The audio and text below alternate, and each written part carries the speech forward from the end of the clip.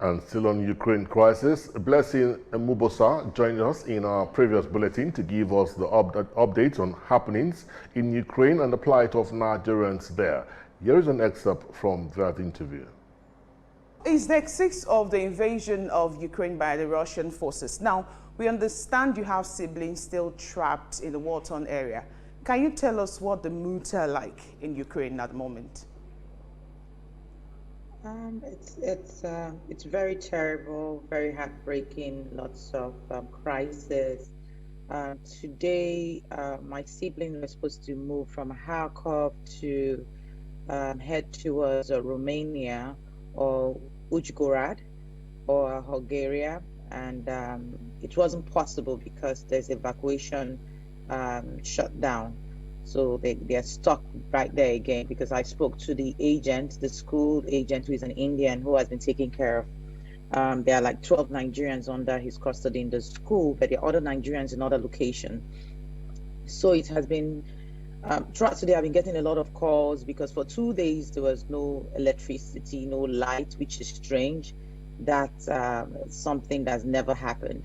And one of the younger one among my two brothers kept on saying, oh, we only have one phone functioning among all of us to move, and we are planning to go to the train station. And I said to him, bad idea. In war times like this, you want your phone to be charged up. You cannot have 11 persons and you guys only have one phone which is fully charged. So I told him, I said, you have to stay and make sure your phones are charged before you guys go anywhere. But unfortunately, they called and said an explosion just happened a few minutes ago in the city center. And it was very bad. And I called the agent and he said, look here, I was asking him, I said, how do you asked me to send you money, to additional money? And he said, see, this is not the issue of money this time. Just pray for our safety. That's what's more important right now. So it's heartbreaking. And so many other people, there are people who are still stuck up in Kiev who are stranded. I got information this afternoon that there's a lady who came on air, Dr. Gladys. She asked them to move to her restaurant, which there's an underground safety ground for them to stay. And then she's sending messages. If you have either Nigerians that are stranded, go to the restaurant, stay, get food, and then they will evacuate them tomorrow.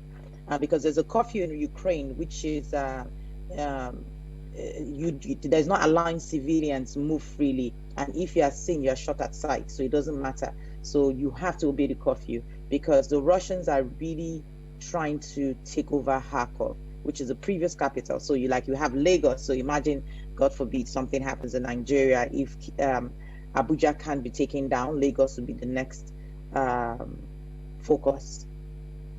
I feel sad and down. And the fact that I'm in the aviation industry, where I know recently you have various airlines opened up in Nigeria. You have states where they have new airlines, and I'm wondering, what are those airlines for? I'm sure they have corporate, they have a humanitarian section in their companies, which it won't take them anything sending a jet. You know, we know we're all waiting for the Nigerian government, but there are individuals who have these things and companies who have benefited from the Nigerian people, who could as well send aircraft down. So it's very disappointing. It's more like Ghana. It's way smaller than Nigeria, and they already have their people in safety in their country.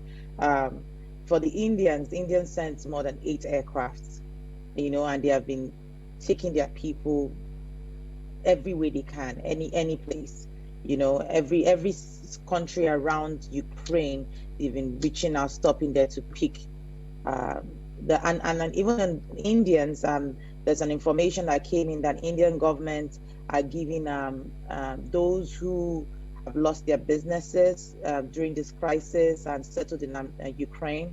They are going to give them incentive, and for the students who were in scholarship, they are going to see how they have them go to other universities if this war continues. So you see, there's already a plan. So for me, it's more like Nigerians, the government is saying, oh, we'll go take this student. What next happens? What are they going to be doing this next few weeks or months? Because we do not know how this war would, how long it will stay. So what are they going to be doing? Are they going to be roaming about? Are they going to be into all kinds of fraudulent acts? What are the provisions? What are the schemes? What are the organized structure plan for these students? Are they moving them to other universities, or are they planning that for those who are in scholarship? There are so many of them are also in scholarship studying in Ukraine. What is the plan for this youth? You know, you always have to have a plan. It's not about you take them there, what's the next plan? This is where the situation of where the government, the people are the ones that comprises the government, you know. So the government are not made of robots. They are made of people. And I'm sure those people have children. And I'm sure those people have relatives. And yes, when they came into office, they promised the Nigerian people that, oh, we'll look, when they were going to their campaign, we'll look out for you, we'll be there for you, we'll provide X, Y, Z for you. So what's happening now? So that's a very wrong statement. I think it's alarming to me if any politician or if anybody says that. It's the people. You are working for the people. You are a servant to the people. And we could see an example of Ukrainian president, what he did, the way he stood by his people. The Americans said, oh, we'll evacuate you and your family. And he said, no, I will stay behind and fight. Do not give me a flight, give me ammunition.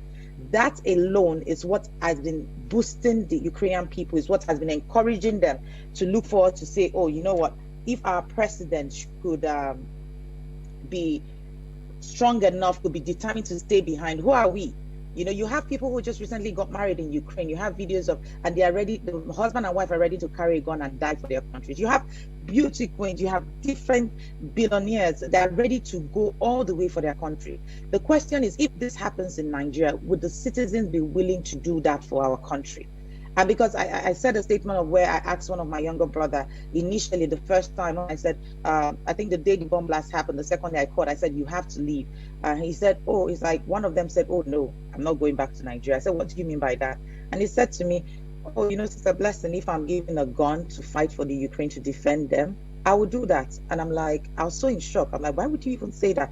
He said, because they've made me feel so loved.